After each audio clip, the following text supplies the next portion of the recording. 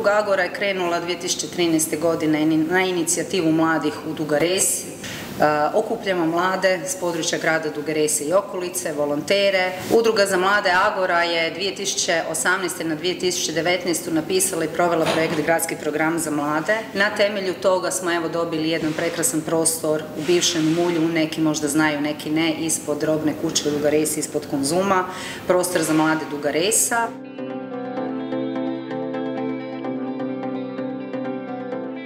Prostor je namijenjen kao jedan multifunkcionalan prostor koji nudi razne sadržaje kao što su biljar, stol za stolni tenis ili PlayStation. Također prostor je multifunkcionalan te se može koristiti u neke edukativne svrhe što i provodimo kao udruga.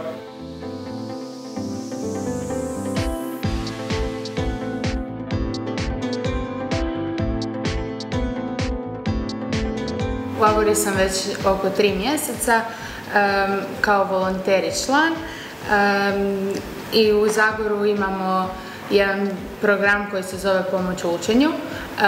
Pomoć u učenju održava se u prostorima Agore po dogovorenim terminima. U našoj udruzi imamo također i book exchange, odnosno razmjenu knjiga u kojoj korisnici Agore, ali i ostali mladi imaju priliku pročitati nešto novo. Mogu donijeti svoju knjigu ili posuditi neku drugu. U Agori se 2 puta tjedno održava staditelj na koji su pozvani mladi svih uzrasta, gdje mogu doći iskoristiti ovaj prostor za učenje i razmjenjivanje znanja, ali osim toga mogu se i nakon učenja ostati družiti u našem prostoru.